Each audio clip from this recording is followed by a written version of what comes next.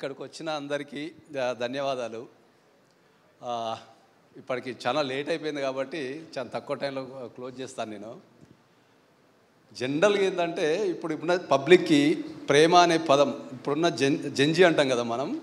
జనరల్గా ప్రేమ అంటే మీరు అందరూ ఏమనుకుంటున్నారంటే ఫ్లింగ్ అనుకుంటున్నారు, లేదా సిచ్యువేషన్షిప్ అనుకుంటున్నారు.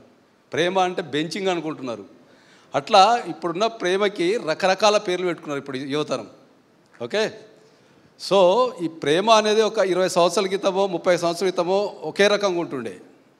దాని నుంచి రకరకాల రూపాలు చెంది రకరకాల పేర్లతోని రకరకాల అవసరాల కోసం ఈ యువతీ యువకుల మధ్య ఉన్న రిలేషన్షిప్ని మీరు రకరకాల పేర్లతో పిలుస్తున్నారు.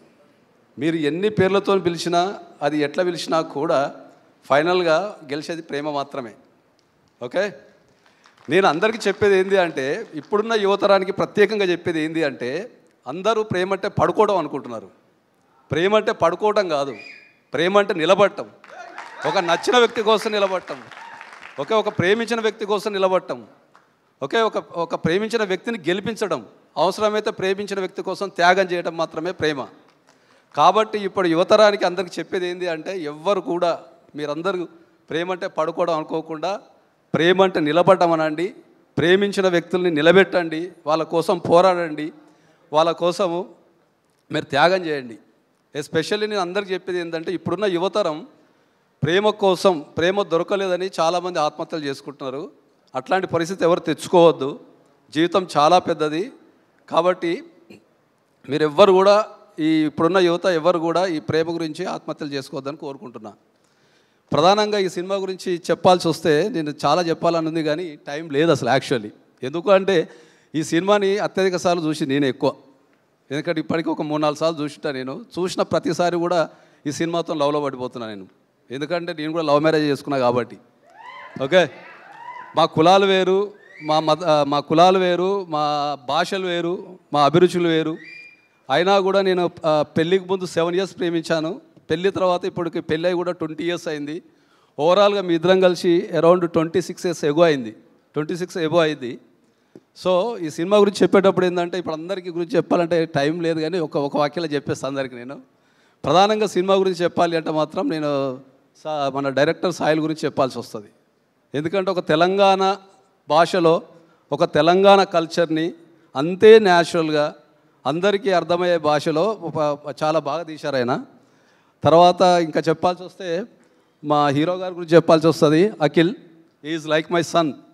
సో చాలా బాగా ఇప్పుడు మన తెలుగు తెరకు ఒక మంచి హీరో దొరికాడని మాత్రం ఖచ్చితంగా చెప్పచ్చు. తర్వాత ఇంకా హీరోయిన్గా అమ్మాయి కూడా చాలా బాగా చేసింది.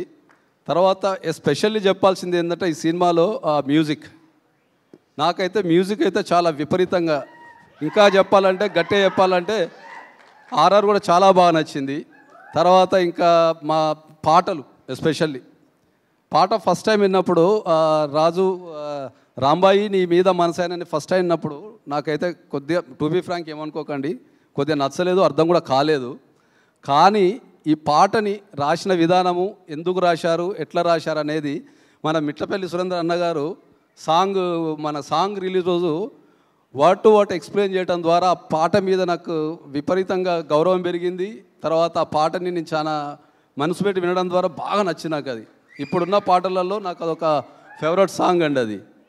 దాని తర్వాత నేను ఇంకా ప్రత్యేకంగా చెప్పాల్సింది సినిమా గురించి ఏంది అంటే, చాలా బాగా మా నాన్న పేరు వెంకన్న, ఈ సినిమాలో క్యారెక్టర్ పేరు కూడా వెంకన్న.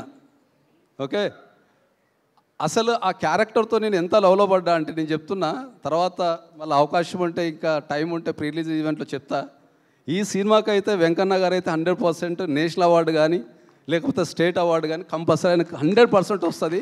ఇది రాసి పెట్టుకోండి, మీకు డెఫినెట్లీ ఇది మళ్ళీ ఎప్పుడైనా ప్లే చేయడానికి అవసరం పడవచ్చు.